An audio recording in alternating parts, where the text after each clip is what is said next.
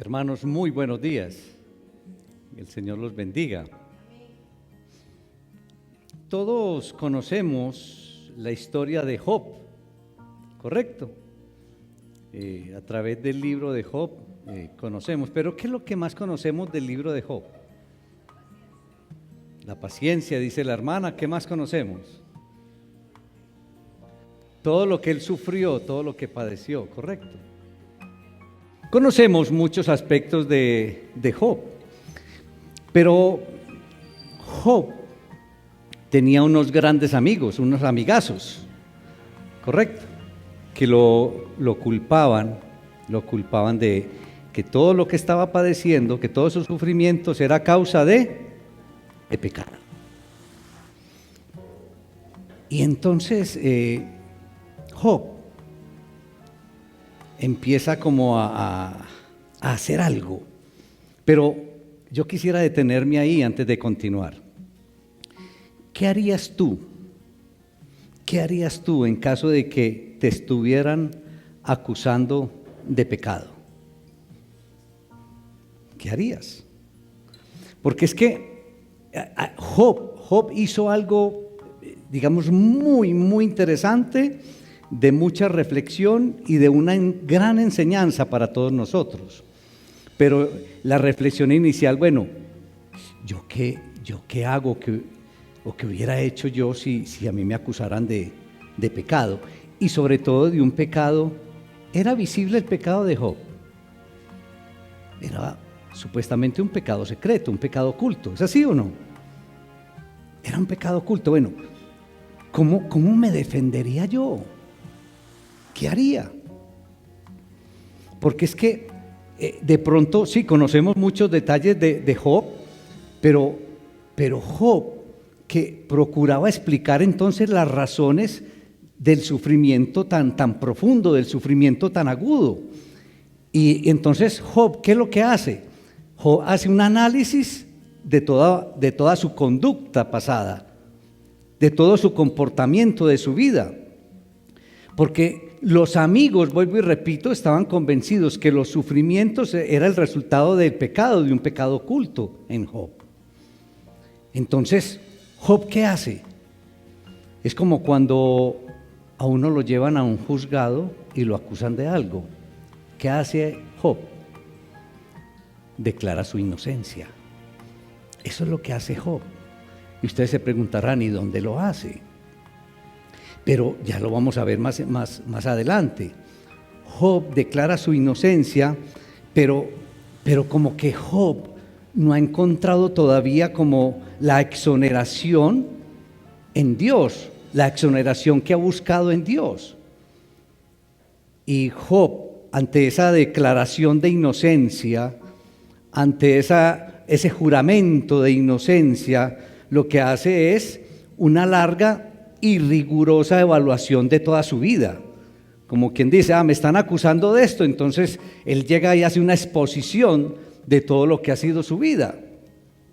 Y mira, ojo, esto es bien interesante. Job no mira solamente lo que se veía externamente, sino que Job expone desde el interior hasta el exterior.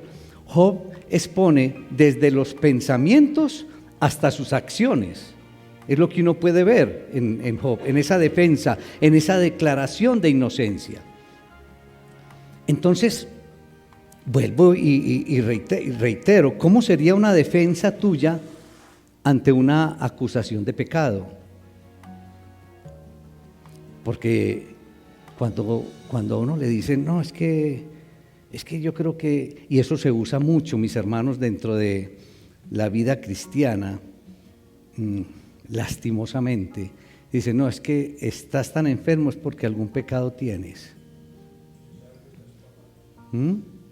Y aquí vamos a ver, es que el Señor no castiga de esa manera, de ninguna manera. Es decir, pensar que el Señor le mandó el castigo o que estaban esos sufrimientos por el pecado, eso es absurdo, eso hay que borrarlo de nuestra mente. Pero cuando a uno lo acusan de un pecado que este tiene un pecado oculto, y inmediatamente la respuesta inmediata de uno es parecida a la respuesta de muchos allá afuera. Dicen, no, es que yo no mato, no robo y no le hago mal a nadie. Entonces, ¿dónde está mi pecado? Y a través de la palabra de hoy vamos a ver entonces qué fue lo que hizo Job. ¿Cuál fue esa declaración? Y la hermana, que es abogada, entonces está muy familiarizada con esto de los estrados judiciales. Entonces Job lo que está haciendo es defendiéndose, está demostrando su inocencia, está haciendo una declaración de inocencia. Por eso los invito a que vamos al libro de Job y nos vamos a ubicar en el capítulo 31. Nos vamos a ubicar solamente en los primeros 4 versículos, pero ustedes en su casita se van a deleitar leyendo y profundizando y analizando en el resto de los versículos de este capítulo. Job, capítulo 31, a partir del versículo 1, y leo la palabra en el nombre del Padre, del Hijo y del Espíritu Santo. Amén. Hice pacto con mis ojos. ¿Cómo pues había yo de mirar a una virgen? Porque ¿qué galardón me daría de arriba Dios? ¿Y qué heredad el Omnipotente desde las alturas? ¿No hay quebrantamiento para el impío y extrañamiento para los que hacen iniquidad? ¿No ve Él mis caminos y cuenta todos mis pasos? Voy a leerlo en la Nueva Versión Internacional, los mismos 4 versículos. Yo había convenido con mis ojos no mirar con lujuria a ninguna mujer. ¿Qué se recibe del Dios Altísimo? ¿Qué se hereda del Todopoderoso en las alturas? ¿No es acaso la ruina para los malvados y el desastre para los malhechores? ¿Acaso no se fija Dios en mis caminos y toma en cuenta todos mis pasos? Padre, te alabamos, Señor, te damos honra, te damos todo el honor, todo el reconocimiento, Padre Celestial, en el glorioso nombre de Cristo Jesús. Padre, sea tu Espíritu Santo en medio de nosotros, Señor. Que podamos ver con claridad lo que tú tienes, la enseñanza que tú tienes para cada uno de nosotros a través de esta porción de tu palabra, Señor. Una experiencia de un siervo tuyo, Señor, que va a servir de enseñanza para otros siervos tuyos de hoy, Señor.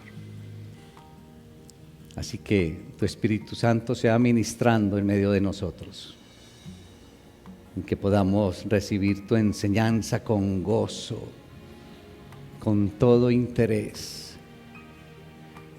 y lo más importante aún, que la pongamos en práctica en nuestras vidas en Cristo Jesús. Amén.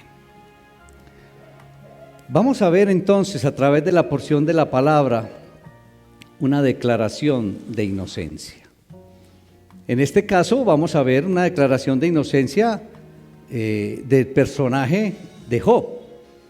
Pero lo vamos a llevar a la vida de cada uno de nosotros. Es decir, ¿cómo haría yo mi declaración de inocencia? ¿Cómo haría yo mi juramento de inocencia? A partir de la enseñanza, entonces, que nos da el Señor a través de Job. Entonces, este amigo Job, con la esperanza de conseguir una sentencia favorable en ese pleito que había, Job preparó un documento legal conocido como el juramento de inocencia. Ese fue el papel legal, el documento legal que había preparado, que preparó Job. En aquel entonces servía en un pleito como una defensa formal, ¿sí?, de la conducta de alguien.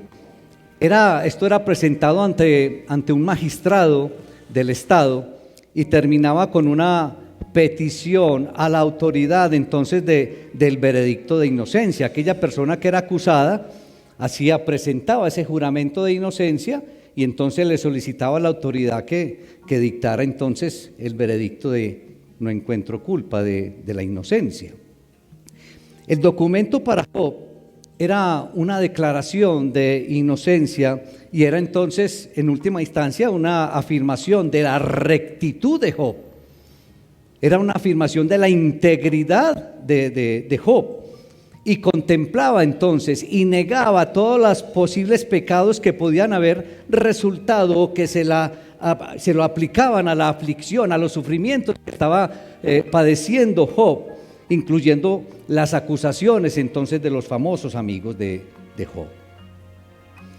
Entonces, la ética de Job, uno podría decir, bueno, ¿y por qué no comenzó con una revelación del cumplimiento de las leyes externas? No, lo que brotó fue, digamos, lo que había en su vida interior y que resultaba en acciones externas. Es decir, empezó como con sus pensamientos y lo que él, como actuaba él, pensamientos que se materializaban en acciones como tal. Ese fue el planteamiento de la declaración de inocencia de Job. Sin excepción alguna, este capítulo 31 de Job refleja quizás la norma, podría decir uno, más elevada de conducta del Antiguo Testamento. Y lo vamos a ver aquí en este capítulo 31.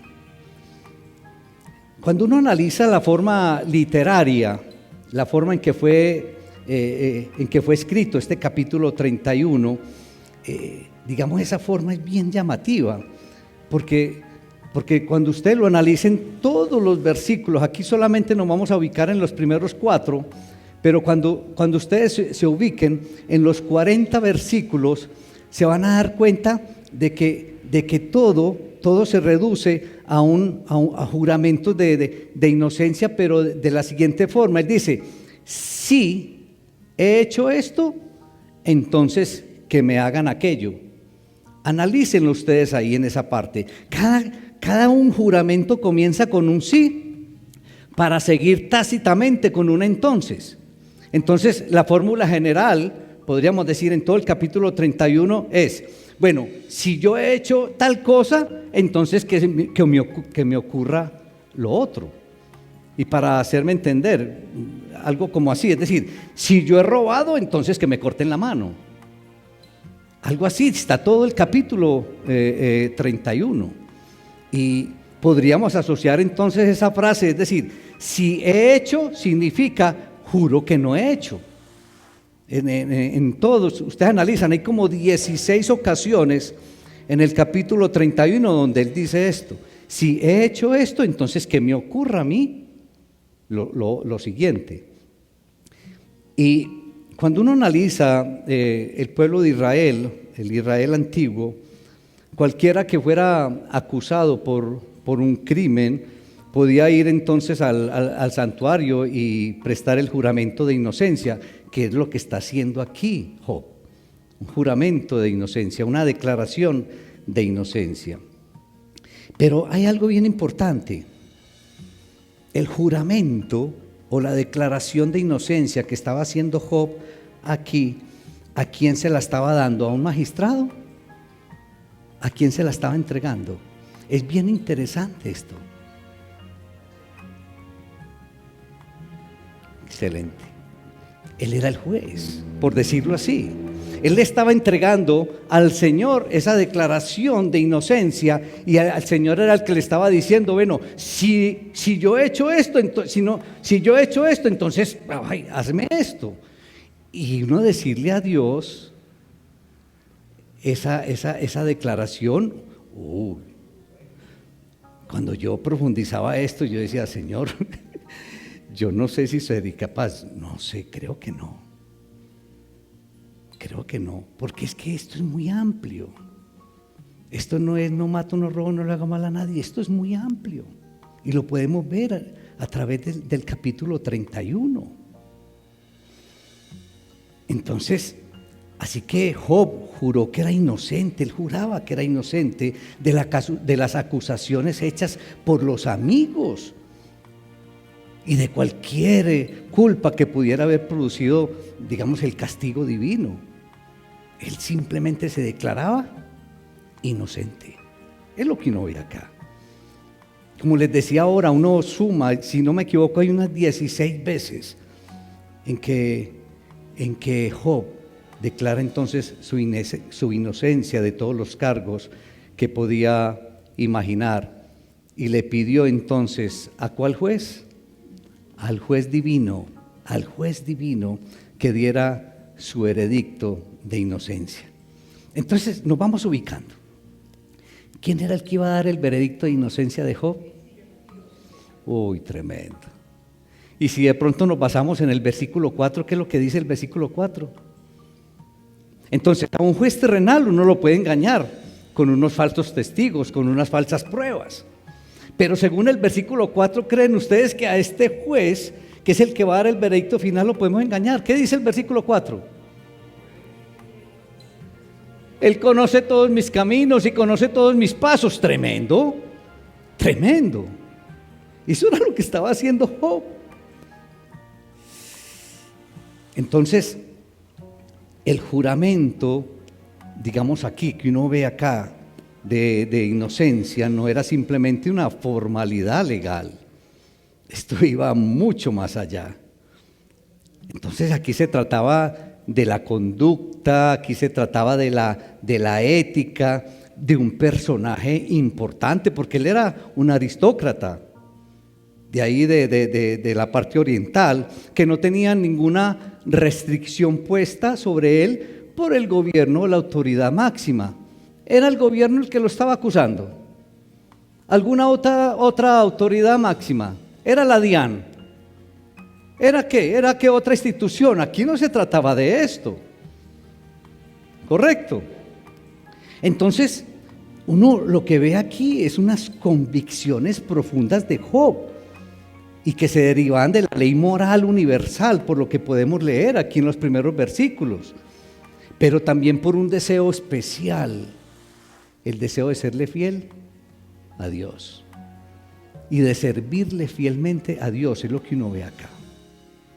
Entonces, en los primeros 4 versículos de este capítulo 31, Job trató primero una inocencia especial. ¿Cuál inocencia? Ayúdenme. ¿En qué dirección empezó a enfocar él la declaración de inocencia? ¿Cuál aspecto? ¿Cuál tema? ¿Ah? La vida sexual. Es tremendo esto. Y otra aclaración que quiero hacer. Aquí, claro que se trataba digamos, de un hombre, de un varón. Pero permítanme, esto es aplicable hoy a hombre y mujer. Hombres y mujeres. Porque aquí, ¿qué es lo que empieza diciendo Job? ¿Hace un pacto con qué? Con mis ojos. ¿Los hombres seremos los únicos mirones? Por eso hago la aclaración. Y yo me quedo aterrado de lo que está pasando hoy en día, de verdad.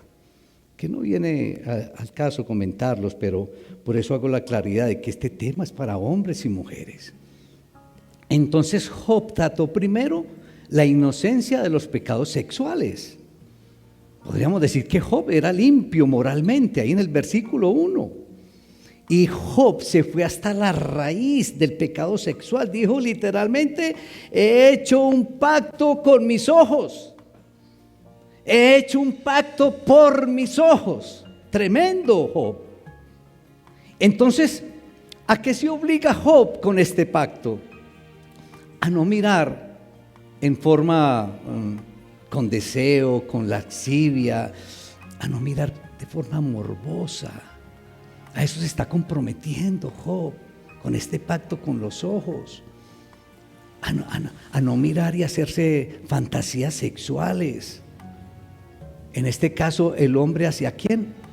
Hacia la mujer, pero ojo, la mujer hacia los hombres. Es un pacto por medio de los ojos para no mirar de esa manera. Ahora, uno dice, pero ¿y cuál es la razón para empezar o hacer ese pacto con los ojos? Es porque ese sentir o la razón gobierna todas las emociones. Ese sentir o la razón gobierna los comportamientos, las iniciativas. Ese es el problema. Cuando uno ve todo esto, uno aclara que los problemas sexuales o los pecados sexuales no se limitan a los tiempos presentes solamente. Miren desde dónde. Y uno puede ver ahí que los sabios del Antiguo Testamento conocían el poderoso atractivo de la sexualidad. O sea que ha sido en todos los tiempos. Y entonces el codiciar, el mirar lascivamente, ¿a dónde nos lleva? Eso lo lleva a uno a la fornicación. Eso lo lleva a uno al adulterio. Fornicación y adulterio que tanto daño le hace individualmente a las personas, pero que tanto daño le hace a las familias, pero que tanto daño le hace a la sociedad, a las estructuras sociales. Entonces los abusos, el abuso de la sexualidad traerá efectos destructivos y mortales. Entonces uno lo que ve aquí, en este capítulo 31 y en este juramento de inocencia, es que Job, entonces, digamos, por su propia voluntad, se limitó él mismo o se impuso entonces las restricciones sobre la mirada. ¿Cuántos de nosotros nos hemos puesto esa limitante? Porque eso es lo que podemos ver aquí en Job. Él se impuso esa restricción en cuanto a las miradas, en cuanto a los ojos, y específicamente de miradas hacia el sexo contrario. Eso es lo que uno ve aquí. Porque lo que uno nota también es que estaba, Job estaba más interesado en ese bienestar continuo, en ese bienestar permanente, y él lo consideraba mucho más importante que un placer emocional momentáneo, que es lo que producen todas estas cosas sexuales, momentáneos. Y que eso a la larga, ¿qué es lo que trae? Ese placer momentáneo trae a la larga, es un remordimiento después, y posiblemente un fruto no deseado. Entonces Job hizo la pregunta, o sea, hacía las preguntas ahí a partir del versículo 2 y 3, y decía, bueno, pero ¿cuáles serán los resultados del pecado de fornicación? ¿Cuál es la porción o la heredad que recibiría? Y Job nos da tres conceptos o tres resultados desfavorables que le servían como freno a ese pecado sexual. Y lo vemos ahí en los versículos 2, 3 y 4. ¿Cuáles son esos resultados desfavorables? Número 1, el pecado sexual en este caso, lo alejaría del Señor, lo apartaría de Dios, ¿sí? Y digamos que le quitaba la heredad que él esperaba. Ahí encontramos en el versículo 2. El pecado sexual resultaría en un castigo divino en el presente, lo podemos deducir del versículo 3.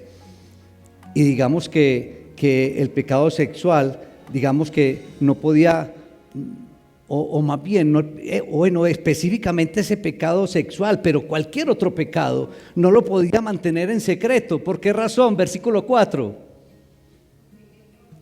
Porque Dios ve todos los caminos y ve todos nuestros pasos. Miren, tres razones, mis hermanos, desfavorables que le servían entonces a Job y que nos debe servir a todos nosotros como freno, y en este caso específicamente para el pecado sexual. Mire, cuando uno se adentra en este capítulo 31 de Job, este pasaje presenta unos conceptos muy elevados de moralidad y de la naturaleza de Dios. No lo puede haber. Conceptos muy elevados de moralidad. Además, Job confiaba en que Dios, que ve todos los caminos, pues hombre, estaba tan seguro Job, que Job estaba seguro que Dios no se iba a sorprender del juramento de Job. Porque Dios mismo, que era el juez, el que iba a dar el veredicto, sabía que era verdad. Tremendo. Yo me preguntaba, ¿yo tendría la seguridad de Job? Porque es que se le está pidiendo a Dios, Señor, por Dios, si yo estoy mintiendo, entonces aplícame lo que yo te estoy diciendo, porque esto no es de bla, bla, bla. Job le estaba diciendo, si no hago esto, entonces castígame con esto, si no hago aquello, enseguida nos vamos a ver, castígame con lo otro. Y al Señor no se puede engañar.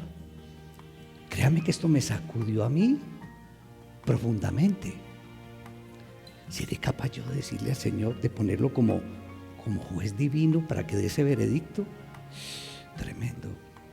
Léanse todo el capítulo, por favor, y ya saben cuál es aquí. Lo que está haciendo Job, haciendo un juramento de inocencia.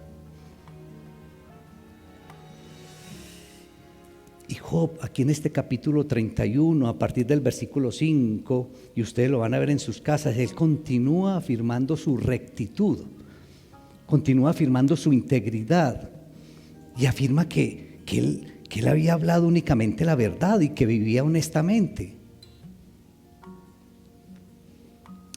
Iglesia, qué interesante la frase que utiliza Job para describir su deseo de no pecar con los ojos. Es muy interesante. Y nos permite entender que este personaje Job en algún momento de su vida tomó una decisión de guardar sus ojos. Es lo que uno ve ahí, hizo un pacto, tomó una decisión de guardar sus ojos para que no fueran instrumentos de pecado. Y cuando uno analiza, mis hermanos, que Job, a pesar de que él vivió en una época donde no tenían esa contaminación visual que literalmente abruma y nos congestiona a nosotros hoy, igualmente sentía el peligro de reposar la vista en aquello que no le convenía. Es tremendo esto, porque hoy a nosotros, claro, la contaminación visual por todas partes, aún en la misma iglesia, hermanos.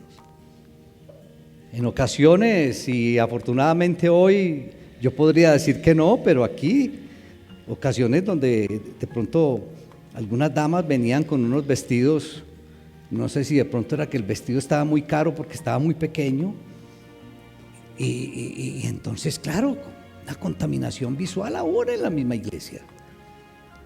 Pero a pesar de que en esa época, digamos, no comparable a la contaminación de hoy, Job, mire que sentía entonces el peligro que había o que podía entrar por los ojos.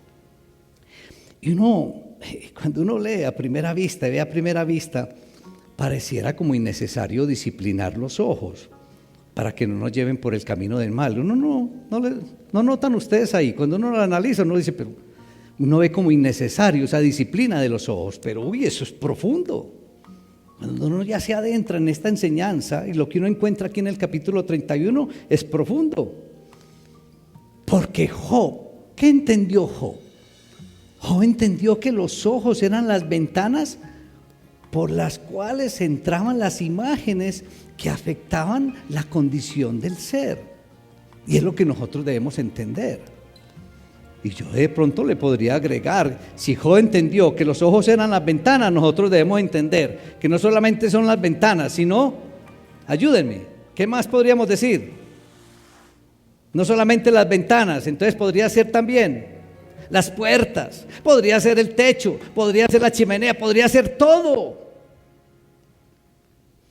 Los ojos, por los ojos pueden entrar, mis hermanos, imágenes que nos van a dañar todo nuestro ser, nos van a llevar a mucho problema.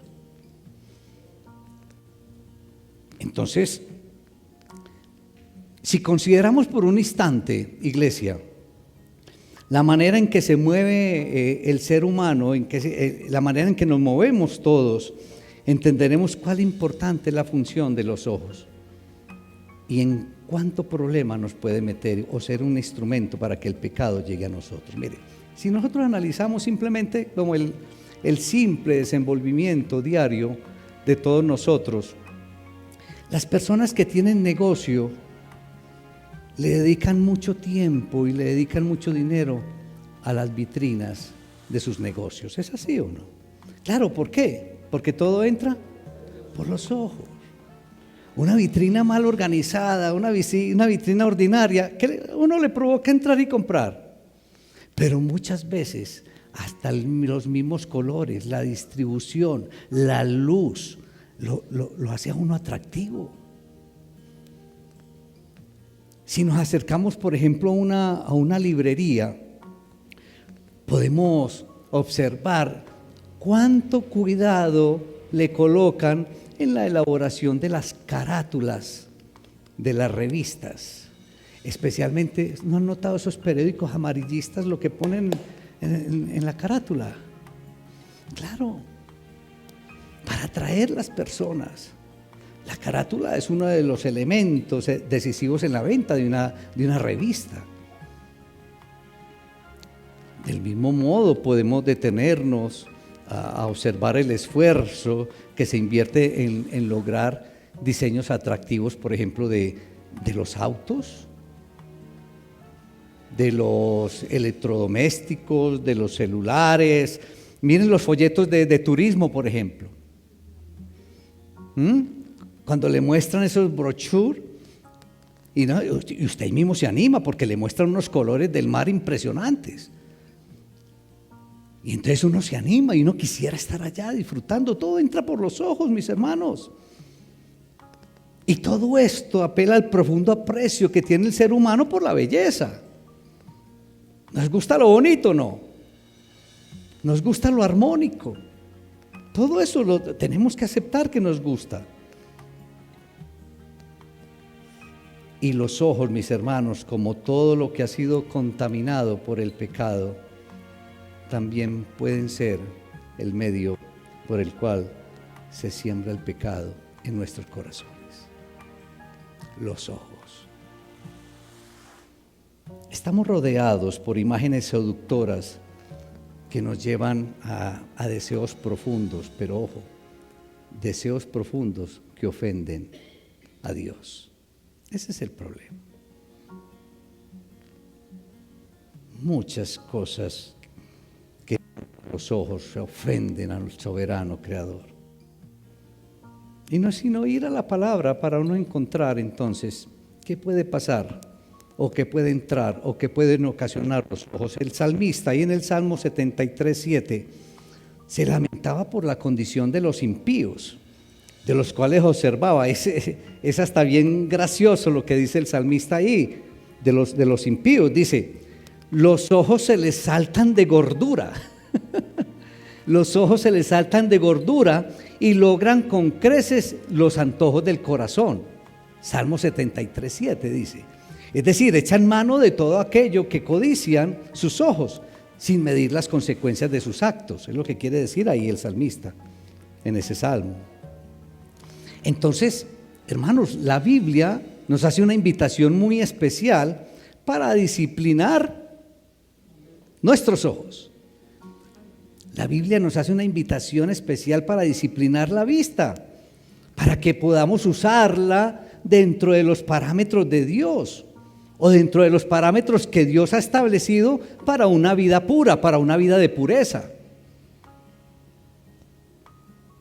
David, en el Salmo 119, versículo 37, pide al Señor: aparta mis ojos para que no se fijen en cosas vanas, para que no se fijen en vanidad, dice ahí. Dice: avívame el camino. El autor de Proverbios también anima y nos dice ahí en el Proverbio número 4, versículo 25, y dice: que tus ojos miren lo recto y que tus párpados se abran a lo que tienes adelante. Miren todo lo que encontramos en la palabra del Señor, ¿sí? Respecto a los ojos. Y podríamos seguir aquí, pero el tiempo no nos permite entonces detenernos más tiempo. Y en el Nuevo Testamento, el apóstol Juan identifica el deseo de los ojos como uno de los grandes peligros que enfrenta un hijo de Dios. ¿Hay algún hijo de Dios aquí? Los ojos son un peligro para todos nosotros. Miren lo que encontramos ahí en Primera de Juan, capítulo 2, versículos 15 y 16. No améis al mundo ni las cosas que están en el mundo. Y advierte, si alguno ama al mundo, el amor del Padre no está en él. Porque nada de lo que hay en el mundo, los deseos de la carne, los deseos de los ojos, tremendo, y la vanagloria de la vida, no provienen del Padre, sino del mundo. Miren cómo hace énfasis en los ojos. Pueden ser un instrumento de pecado, iglesia. Y la vista, hermanitos, ha sido uno de los regalos más preciosos que hemos recibido de Dios. Y nos toca a nosotros entonces aprender a usarlos de manera que contribuyan a nuestra edificación. ¿Sí? Nos toca entonces aprender a usarlos de manera que crezcamos y que ellos en lugar de crecer no nos hagan entonces decrecer. Entonces, por una disciplina fuerte, por una férrea disciplina, podemos aprender a deleitarnos entonces en lo bueno y evitar lo malo. Iglesia, la palabra del Señor nos invita a reflexionar sobre el código de ética, de cada uno de nosotros. Esa es la invitación que está haciendo el Señor en el momento, en el día de hoy. Pero el Señor nos está invitando a que ese código de ética de cada uno de nosotros sea mucho más elevado que lo normal. Y entonces nos da el ejemplo de Job. Nos está diciendo, vea, el código de ética de ustedes, de todos ustedes, hermanos, debe ser al menos parecido al código de ética de Job, que está mucho más alto de lo normal. Entonces vienen preguntas para todos nosotros, y yo diría que preguntas a nivel individual para que reflexionemos sobre la enseñanza del día de hoy. ¿Será que nosotros estamos convencidos, o más bien, será que tú estás convencido o estás convencida de tu código de ética? ¿Serás que estás convencido o convencida de tu integridad, de que eres una persona íntegra? ¿Qué tan convencido estás? ¿Serás que estás tan convencido de tu código de ética y de tu integridad que puedes invocar sobre ti las peores calamidades si en algunas circunstancias hubieras cometido ofensas o hubieras pecado? El convencimiento tuyo de tu integridad, entonces, ¿serías capaz de pedirle al Todopoderoso que si te has equivocado o has caído en pecado en cualquier área, que Él entonces aplique sobre ti cualquier castigo? ¿Qué tan convencido o convencida estás de tu integridad y de no haber pecado o de no tener pecados ocultos?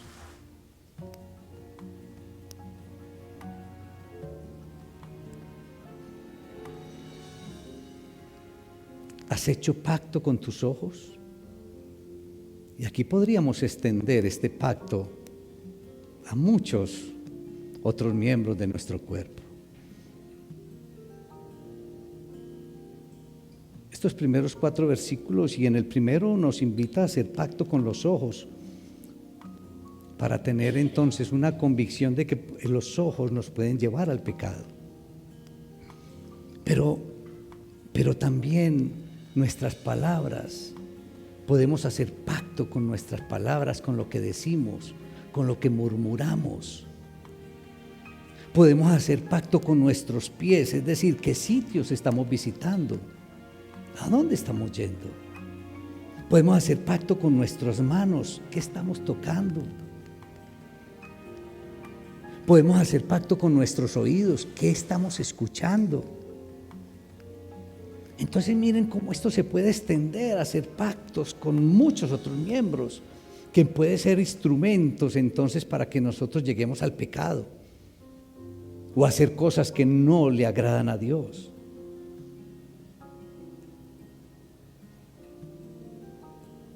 ¿Será que tú puedes presentarle al Señor un juramento de inocencia?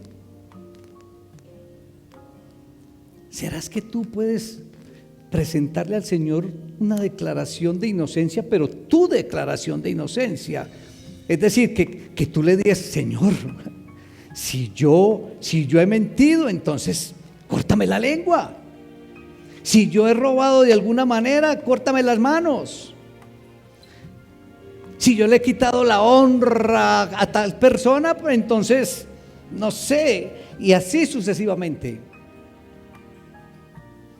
¿Será que puedes decirle a ese juez divino que analice tu declaración de inocencia y que de pronto te diga: eres inocente porque estás diciendo la verdad? ¿Lo puedes hacer? Es un reto, porque si no lo puedes hacer, entonces hay que tomar decisiones. Y lo dijimos, Job en algún momento tomó la decisión de que sus ojos no fueran instrumentos de pecado. Igualmente hoy podemos tomar decisiones nosotros para que los ojos, los oídos, la lengua, las manos, los pies no sean instrumentos de pecado. ¿Será que puedes presentarle a Dios tu declaración de inocencia y puedes decirle: si he mentido, si he engañado, entonces que Dios me haga justicia? ¿Será que puedes decirle eso al Señor? Si mis pasos se apartaron del camino, entonces que nada fructifique en mi vida. Si por otra mujer me he dejado seducir, entonces que otros hombres se acuesten con mi mujer. Eso lo dijo Job ahí, y lo van a leer ustedes más adelante. ¿Quién de nosotros puede hacer esa declaración del Señor? Si yo me he dejado seducir o he tenido malos pensamientos con otra mujer, entonces que mi mujer se acueste con otros. Uy, Señor, yo te pido perdón. ¿Qué van a hacer ustedes? ¿Puedes presentarle al Señor tu declaración de inocencia? Léanse todo el capítulo 31 para que esto no es inventado por mí, esto está ahí. Job le dijo eso al Señor: si me he dejado seducir por otra mujer, entonces que mi mujer se acueste con otros hombres. Tremendo esto. Y también le dice aquí en el capítulo 31, si he menospreciado a servidores, si he menospreciado a los pobres, si no he compartido el pan con necesitados, si no he cubierto el sin vestido, si puse el oro por mi esperanza, si mi corazón se engañó en secreto. Y continúa. Miren la cantidad de cosas en que uno puede desagradar al Señor, no agradar al Señor.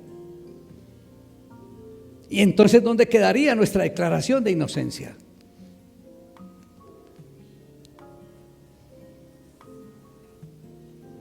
También dice: si me he alegrado del mal del que me aborrece, si he encubierto mis pecados, y termina por allá, entonces en lugar de trigo me nazcan abrojos y espinos en lugar de cebada, es decir, que todo me salga mal. Tremendo. ¿Se imaginan yo diciéndole al Señor: Señor, si he mentido alguna vez, que todo me vaya mal, que todo me salga mal? ¿Qué seguridad la de Job? ¿Tendremos nosotros esa seguridad?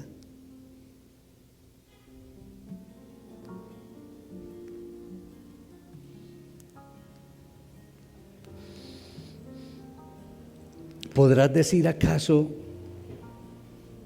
mi confianza es que el Omnipotente testificará por mí?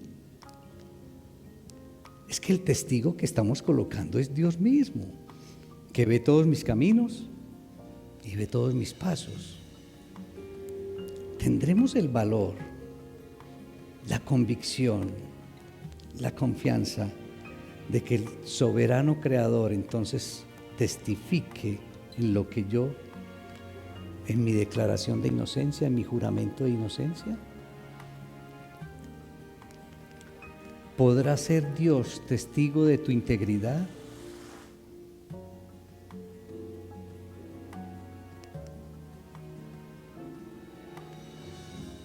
¿Podrá ser Dios testigo de tu verdad?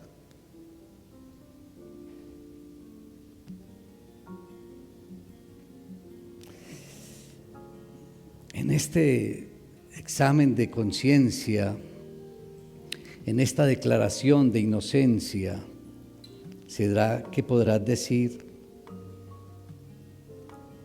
aunque mi adversario me lleve a proceso, aunque mi adversario me acuse, el soberano creador me oye, como conoce mis pasos y conoce mis caminos, dará testimonio de mi verdad? ¿Será que puedes decir eso, hermano?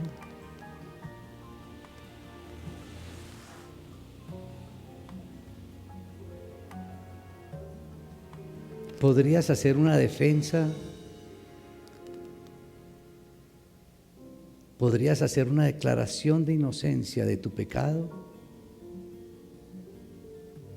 ¿Podrías hacer un juramento de inocencia de tu pecado ante el juez divino? Llévate este interrogante.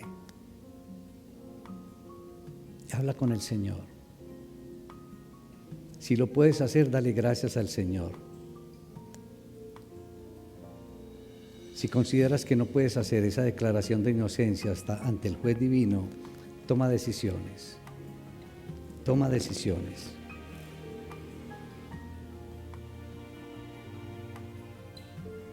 Para que puedas pedirle al soberano creador el veredicto de inocencia.